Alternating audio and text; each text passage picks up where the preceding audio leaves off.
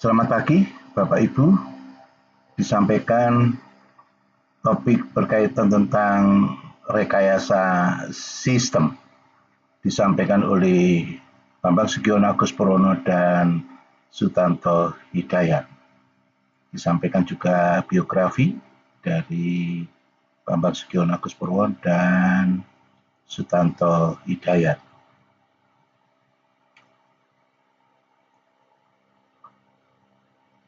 Capaian pembelajaran setelah mempelajari topik ini diharapkan Anda dapat menjelaskan dan mengembangkan tentang rekayasa sistem. Yang kedua, menjelaskan dan mengembangkan tentang analisis input, proses, dan output. Yang ketiga adalah menjelaskan dan mengembangkan tentang performance kriteria. Yang berikutnya membahas tentang yang keempat adalah menjelaskan dan mengembangkan tentang QCD SMP, Quality, Cost, Delivery Time, Safety, Moral, and Productivity.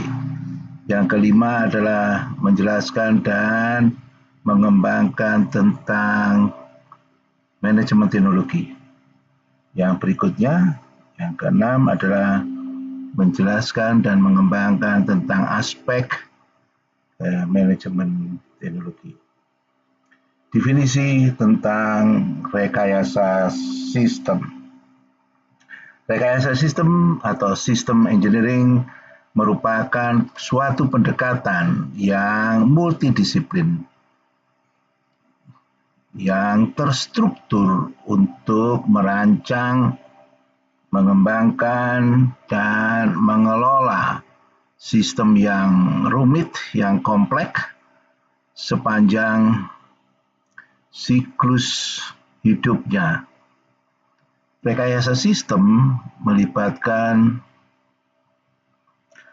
pengintegrasian, keterpaduan berbagai komponen dan subsistem, baik itu berkaitan teknologi, manusia, dan organisasi untuk mencapai tujuan yang diinginkan dengan cara yang efektif, efisien, dan amdal. Ada 8 aspek dalam rekayasa sistem. Yang pertama berkaitan tentang sistem thinking, yaitu pendekatan yang holistik sistem, bukan parsial. Yang kedua adalah menggunakan manajemen siklus hidup suatu sistem. Yang ketiga berkaitan tentang rekayasa kebutuhan. Yang keempat berkaitan tentang pendekatan dan pemodelan dan simulasi. Yang keenam adalah optimalisasi dan analisis trade-off. Yang ketujuh berkaitan dengan risk management. Yang kedelapan adalah continuous improvement, pendekatan yang berkelanjutan.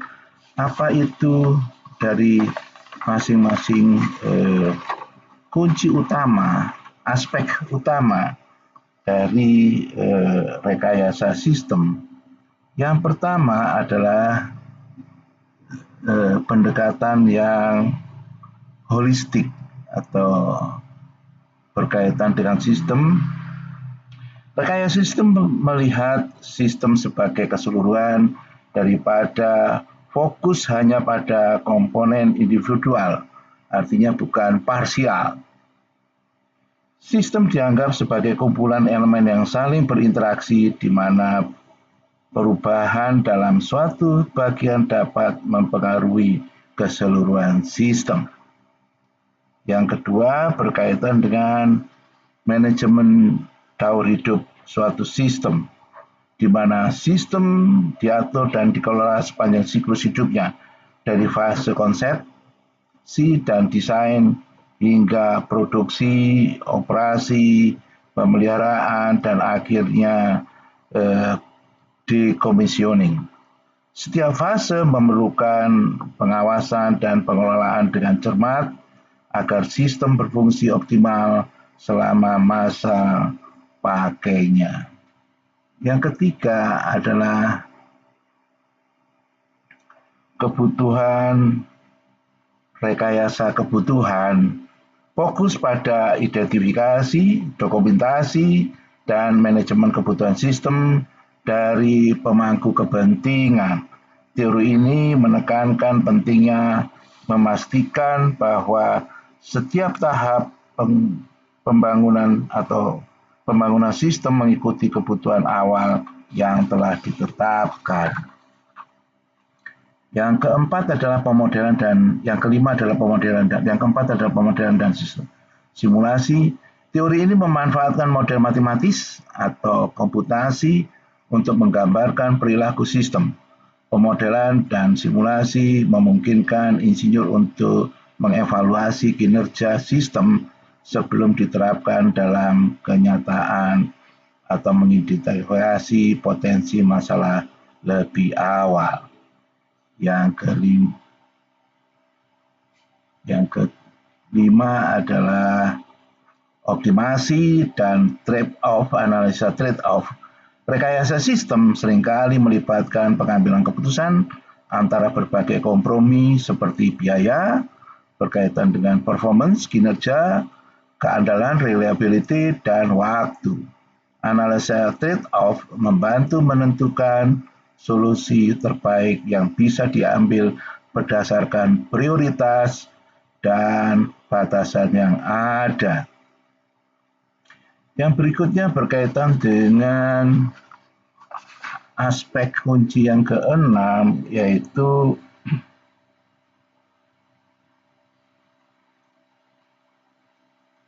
interdiscipliner collaboration. Teori rekayasa sistem melibatkan kerjasama antara berbagai disiplin ilmu seperti teknik mesin, teknik listrik, teknik perangkat lunak, dan manajemen proyek. Tujuannya adalah untuk memastikan bahwa semua bagian dari sistem yang berbeda dapat bekerja bersama secara efektif, berhasil guna. Yang ketujuh, aspek kunci yang ketujuh adalah risk management, akan dibahas di topik yang lain berkaitan dengan manajemen risiko. Identifikasi dan mitigasi risiko potensial yang mungkin mempengaruhi keberhasilan sistem menjadi bagian penting dari teori rekayasa sistem. Risk management termasuk risiko teknis, operasional, dan finansial. Jadi sebelum melakukan pekerjaan, perlu juga diperhatikan berkaitan tentang risiko yang akan dihadapi. Yang kedelapan adalah peningkatan berkelanjutan dan looping berkaitan dengan feedback, umpan balik. Teori rekayasa sistem mendukung iterasi dan evaluasi berkelanjutan selama siklus hidup sistem. Umpan balik dari fase operasional digunakan untuk meningkatkan performance dari sistem. Aplikasi daripada rekayasa sistem dapat diterapkan di bidang industri dan penerbangan serta antariksa, juga Departemen Pertahanan. Yang kedua, industri berkaitan dengan otomotif, kendaraan bermotor. Yang ketiga, berkaitan tentang kesehatan dan peralatan medis. Yang berikutnya adalah teknologi informasi, berkaitan dengan teknologi informasi. Dan yang berikutnya adalah teknologi informasi dan telekomunikasi, energi, dan pemanfaatannya. Kemudian yang berikut adalah berkaitan dengan banyak hal yang lain, yang akan dibahas berkaitan dengan yang pertama berkaitan dengan industri penerbangan dan antariksa serta pertahanan. Rekayasa sistem digunakan untuk merancang, memadukan, dan menguji komponen yang kompleks seperti avionik, sistem navigasi, mesin, dan struktur pesawat atau satelit. Sedangkan di bidang antariksa adalah peluncuran roket dan operasi satelit. Rekayasa sistem membantu dalam mengelola interaksi antara berbagai subsistem seperti komunikasi, daya, kontrol, dan juga sistem populasi. Di bidang industri otomotif, pengembangan kendaraan otomotif dan listrik, integrasi sistem seperti sensor, kecerdasan buatan, artificial intelligence, kontrol mesin, dan sistem baterai memerlukan pendekatan rekayasa sistem untuk memastikan keamanan dan keandalan kendaraan otonom dan listrik. Sedangkan sistem keselamatan otomotif, rekayasa sistem berperan dalam merancang sistem seperti anti-lock braking system, airbag, dan juga sensor parkir yang semuanya harus beroperasi dalam koordinasi untuk keselamatan pengemudi. Di bidang kesehatan, aplikasi pengembangan alat medis canggih dalam pengembangan perangkat medis seperti mesin MRI, kemudian ventilator, dan sistem bedah robotik. Rekayasa sistem memastikan bahwa perangkat tersebut memenuhi standar keselamatan dan keandalan yang ketat serta berfungsi secara sinergis dengan perangkat yang lain di lingkungan rumah sakit karena berkaitan dengan nyawa manusia. Kemudian sistem manajemen rumah sakit, rekayasa sistem digunakan dalam integrasi perangkat lunak manajemen rumah sakit, catatan kesehatan elektronik, serta sistem penjadwalan dan pemanfaatan pemantauan pasien untuk meningkatkan efisiensi operasional. Kemudian juga yang berkaitan tentang infrastruktur dan proyek adalah rekayasa sistem berperan dalam merancang sistem yang kompleks seperti kontrol pengendalian lalu lintas, kereta api, kendaraan roda 4, sistem tiket otomatis, dan integrasi kereta cepat dengan jaringan transportasi lainnya untuk memastikan keselamatan dan efisiensi. Ada 3 elemen dalam manajemen risiko yang akan dibahas lebih rinci pada topik yang lain yang berkaitan yang 3 hal yang utama. Yang pertama berkaitan tentang kerangka kerja, framework, kemudian beberapa prinsip, dan juga proses. Jadi nanti akan dibahas lebih detail di topik yang lain berkaitan dengan manajemen risiko.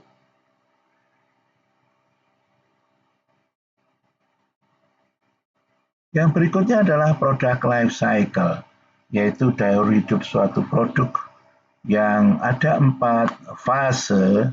Yang pertama adalah fase introduksi, fase pertumbuhan, fase dewasa, dan fase decline.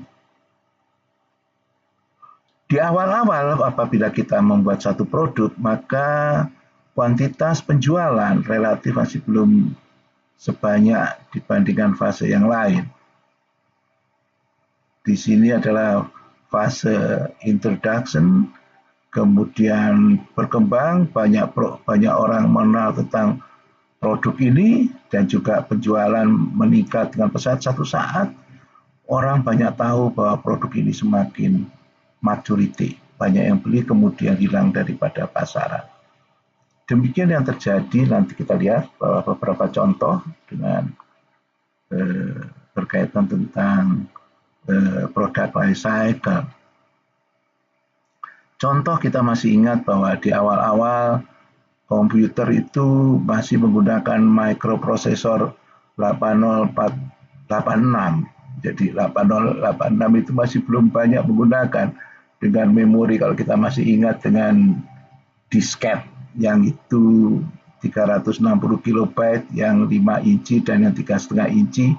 3,5 inci itu kalau tidak salah 1 megabyte ya, 1000 kilobyte. Tapi terus suatu saat komputer ini lama-lama hilang dari pasaran.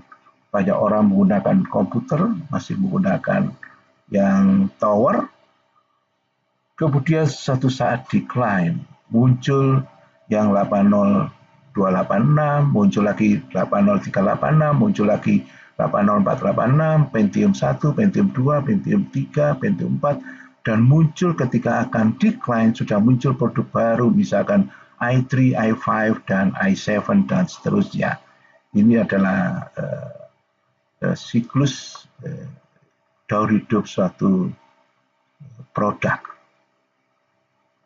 Berikutnya yang akan kita bahas adalah input-output analysis, di mana di sisi input, kalau ini dikatakan sebagai sistem produksi, maka di sisi input ada 5M plus TIE, yaitu ada sumber daya manusia, uang, kemudian juga metode, kemudian juga bahan baku, kemudian juga mesin. Juga ada teknologi, ada informasi, ada energi. Sisi input ini, input yang lain adalah kendala. Kendala berkaitan dengan data, berkaitan dengan keahlian, berkaitan dengan anggaran, berkaitan dengan waktu. Kita punya waktu 24 jam per hari. Sisi input yang lain adalah variabel keputusan. Ada dua hal, yaitu bagaimana menyeleksi data dan menyeleksi metode. Dari sisi input ini diproses menjadi produk, barang, dan atau jasa. Juga output yang lain adalah waste atau limbah. Sedangkan ada kemungkinan ada produk yang cacat, dilakukan reproses, feedback. Proses adalah perubahan yang dikenakan sistem. Sistem adalah segala sesuatu ada dalam pengamatan. Dan di luar sistem adalah lingkungan, dan ini sangat uncontrollable variable. Dan ukuran keberhasilan kalau kita diminta untuk mengelola suatu sistem adalah bagaimana memaksimisasikan keuntungan atau meminimumkan biaya, atau ukuran yang lain adalah QCD SMP, quality, quantity, cost, delivery time, moral, dan productivity.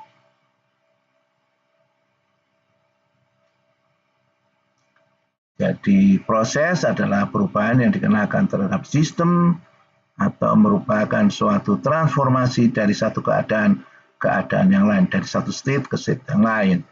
Sistem adalah segala sesuatu yang ada dalam pengamatan atau digunakan untuk mengidentifikasikan subjek yang akan dianalisis. Lingkungan adalah segala sesuatu yang di luar sistem, kadang-kala sangat berpengaruh terhadap sistem dan uncontrollable variable.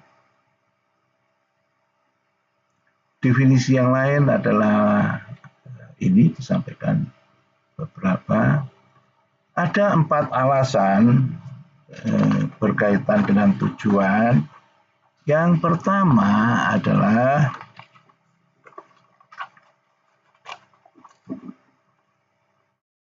tujuan melengkapi dari suatu arah. Jadi yang kedua adalah goal fokus pada usaha yang telah dilakukan. Yang ketiga, goal menggiring kita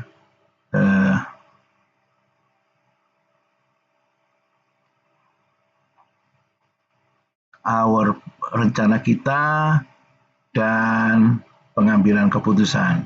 Yang keempat, goal membantu kita untuk melakukan evaluasi terhadap progres yang dikerjakan. Ada, tadi sudah dibahas bahwa ada ukuran keberhasilan, kriteria kinerja ada 6, quality, quantity 7 sebetulnya, quality, quantity, cost, delivery time, safety, moral, and productivity. Di sini dikatakan bahwa yang pertama berkaitan tentang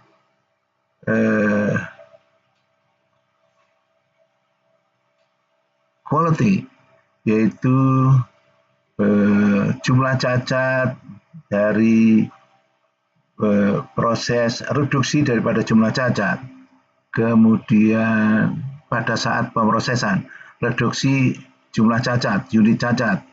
Kemudian reduksi terhadap klaim dari klien. Kemudian berkaitan tentang bagaimana qualities itu tadi, quality adalah berkaitan tentang meet the customer need, dekatkan kebutuhan konsumen. Yang kedua adalah berkaitan dengan cost, reduksi di dalam tenaga kerja, reduksi dalam biaya pemeliharaan, kemudian juga perlu konservasi energi, yaitu perubahan misalkan dari listrik fosil menjadi menggunakan tenaga matahari sehingga jauh lebih murah.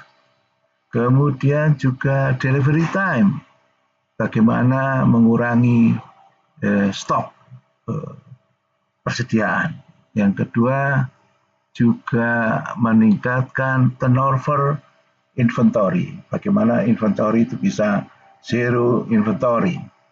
Yang berkaitan dengan safety, bagaimana mengelola satu perusahaan, satu sistem produksi yang zero accident, tanpa kecelakaan dan zero polusi. Polusi, bagaimana menurunkan polusi yang dihasilkan dari satu sistem produksi, misalnya polusi suara, polusi karbon, dan seterusnya. Moral, bagaimana meningkatkan dan improvement, perbaikan bagi subordinat. Yang kedua, bagaimana meningkatkan pertemuan-pertemuan dalam small group atau SGA, small group activity. Produktivitas adalah bermacam-macam, ada bagaimana meningkatkan produktivitas tenaga kerja dan pengukurannya tentunya. Kemudian meningkatkan nilai tambah. Dari misalkan batu yang di sungai itu tidak ada harganya, tapi begitu batu diangkat di pinggir sungai maka satu truk bisa seharga 4 sampai 8 juta. Tapi begitu diubah menjadi stinslah, batu cor, maka harganya satu truk bisa sampai 12 juta sampai 20 juta. Tapi begitu berubah menjadi kusen untuk pintu atau jendela outdoor di luar rumah, maka harganya bisa lebih mahal lagi, bisa seharga 30 juta dan seterusnya. Begitu jadi rumah, maka harganya juga semakin meningkat. Kemudian laju kecepatan operasi juga bagaimana mereduksi kerusakan. Ini berkaitan tentang performance kriteria.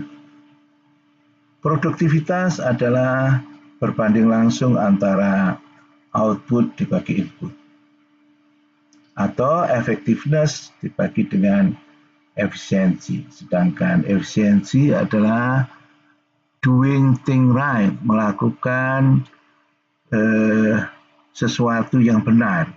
Sedangkan effectiveness adalah melakukan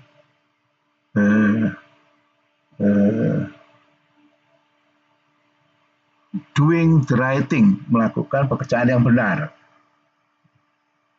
Yang berikutnya adalah akan dibahas khusus di semester berikutnya, tapi berkaitan dengan manajemen teknologi atau technological management, yang berkaitan tentang teknologi, memperhatikan tentang teknologi sebagai satu sumber daya dan menekankan di bidang alam yang dinamis berkaitan dengan aliran teknologi yang harus terjadi antara fungsi-fungsi komersial dan teknologi. Itu yang berkaitan dengan manajemen teknologi secara singkat. Nanti akan dibahas secara khusus berkaitan dengan manajemen teknologi. Di sini, manajemen teknologi adalah salah satu disiplin ilmu yang menggabungkan konsep-konsep manajemen dengan teknologi. Jadi ada manajemen, ada teknologi untuk mengoptimalkan penggunaan teknologi dalam organisasi. Tujuannya adalah untuk memastikan bahwa teknologi yang diadopsi oleh suatu organisasi digunakan secara efektif, berhasil guna, dan efisien berdaya guna serta mendukung pencapaian tujuan perusahaan atau organisasi. 6 aspek dalam bidang teknologi berkaitan dengan akuisisi, kemudian eksploitasi, juga berkaitan dengan identifikasi teknologi, berkaitan dengan pembelajaran dan proteksi serta seleksi. Jadi, inovasi teknologi adalah memantau dan mengevaluasi teknologi baru untuk memahami bagaimana teknologi tersebut sangat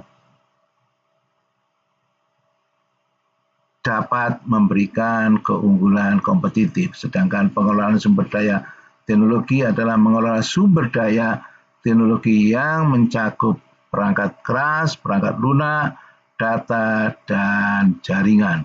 Sedangkan strategi teknologi adalah merumuskan strategi untuk implementasi teknologi yang sejalan dengan tujuan jangka panjang organisasi. Sedangkan manajemen risiko teknologi mengidentifikasi, menganalisis, dan mengevaluasi risiko yang berkaitan dengan penerapan dan penggunaan teknologi. Sedangkan berkelanjutan teknologi adalah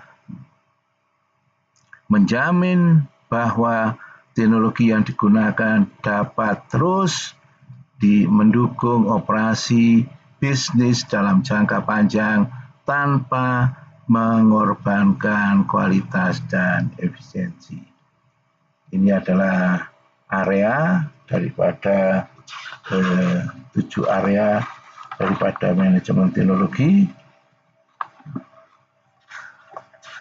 yang berkaitan. Yang pertama berkaitan dengan teknologi strategi, yang kedua berkaitan dengan manajemen inovasi, yang berikutnya adalah manajemen research and development, yang berikutnya adalah teknologi transfer, yang berikutnya yang kelima adalah product development, pengembangan produk, yang keenam adalah manajemen operasi, yang ketujuh adalah manajemen property right, hak intelektual.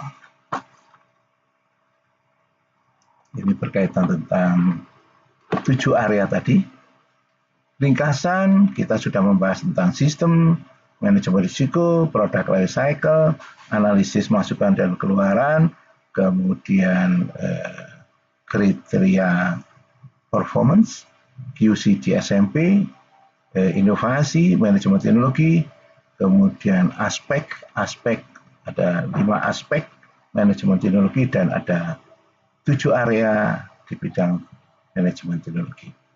Soal-soal latihan berkaitan tentang sama, yaitu berkaitan sistem, manajemen risiko, daur hidup suatu produk, analisis masukan, proses dan keluaran, kemudian ukuran keberhasilan, kemudian juga quantity, quality, cost, delivery time, safety, moral, and productivitas, inovasi, manajemen teknologi, kemudian aspek, Ada 5 aspek manajemen teknologi dan 7 area di bidang manajemen teknologi.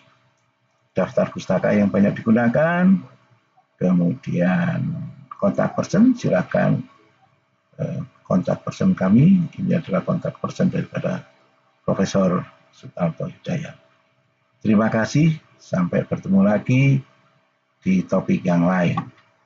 Selamat pagi.